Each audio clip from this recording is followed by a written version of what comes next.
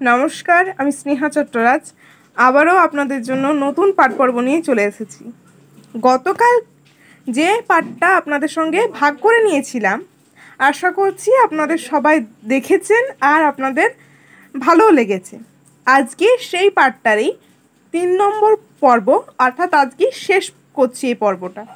আপনাদের ভালোবাসা আর সমর্থনেই আমার সবচেয়ে বড় শক্তি। তাই আজকের এই পর্বটা যেন একটু মিস না করেন, অনুরোধ থাকলো শেষ পর্যন্ত দেখে লাইক করুন, কমেন্ট করুন আর শেয়ার করুন।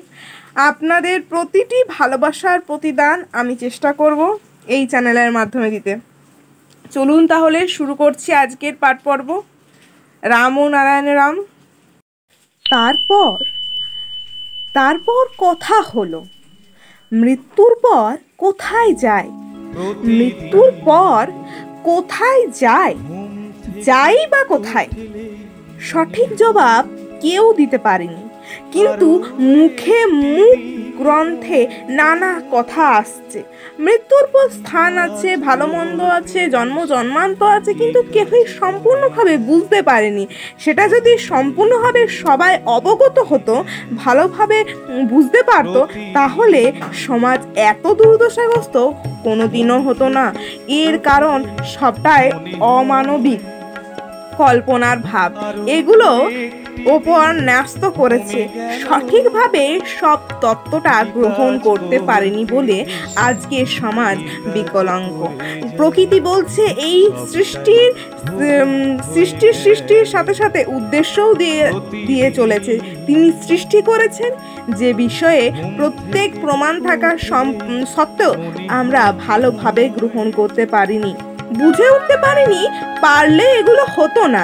আমাদের জীবনে চলার পথে এটাই সব জানা দরকার। মৃত্যুর সাথে সাথে যে চলে যায়, কোথায় যায় জানা তো তোমাদের দরকার। প্রশ্ন তোমাদের করা উচিত। হাজার হাজার পুরুষ যে চলে গেছেন, কোথায় গেলেন? যাদের সাথে আর কোনো সম্পর্ক থাকবে কি না তা জানা নেই। যারা চলে যায় তাদের তো আর কোনোদিনও দেখা যায় না। কল্পনার ওপর, অনুমানের ওপর সবটাই তো থেকে যাচ্ছে তোমাদের কাছে। প্রত্যক্ষে আনতে পারছো তোমরা? পারছো না। তোমরা প্রত্যক্ষে এখনো আনতে পারছো না, কিন্তু এই প্রকৃতির স্কুলে, এই বিরাট প্রকৃতির গ্রন্থে যেভাবে যা কিছু দেখা যাচ্ছে, নিদর্শন রয়েছে, সেই পথ ধরে আমরা যদি এগিয়ে যাই, নিশ্চয়ই খুঁজে পাবো তার উদ্দেশ্য, তার সব ইচ্ছা। আজ আমরা সর্বহারা হয়ে রয়েছি সব দিক থেকে, তাই না? সূত্র টানা সেই সূক্ষ্মখানি সমাধানের জন্য আমরা আকুল হয়ে রয়েছি। সেই সূক্ষ্মই আমাদের গতি। কোথায় যাবে তার মীমাংসা সেখানে।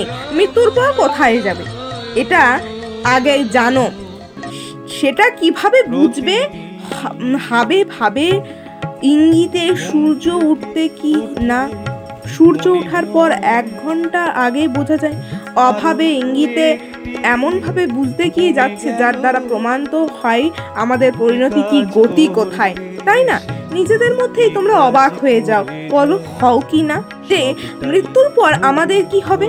আচ্ছা, মৃত্যুর পর আমরা কি কিছু আর নিজেদের মধ্যে কিছু কি নিয়ে যেতে পারবো না? এই ভাবনা তো সবারই আসে, কিন্তু আসলটা তো সত্যি, মৃত্যু আমাদের মৃত্যুই।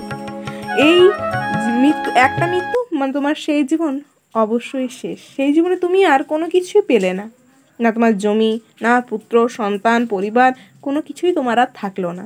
তুমি পুরোপুরি মুক্ত হয়ে গেলে। আচ্ছা, তোমাদেরকে আরো কয়েকটা বিষয় বোঝায় ভালো করে। এই যে ধরো, আমরা জলকে টানছি, জল খাচ্ছি, আমাদের শরীরে জল নিচ্ছে, না টানলে মরে যাব। যেটা আকাশে আছে, বর্ষার বাড়িধারা হয়ে নাচলে বুঝি আমাদের তেষ্টা নিবারণ ওটাতেই হয়। মৃত্যুর শেষ নিঃশ্বাস পড়ার আগেও হ্যাঁ করছে একটু জল। সেই জল মাটির নিচে, সামনে আবার আকাশে দেখছি। সে নিজেকে আড়াল করে রেখেছে তোমার চোখকে ফাঁকি দিয়ে। বেদ বলছে, প্রকৃতি বলছে, সেই জল আকাশে তোমার চোখকে আড়াল করে রেখেছে, সেই বাতাস ভ্যানিশ হয়ে আকাশের সাথে মিশে গেছে।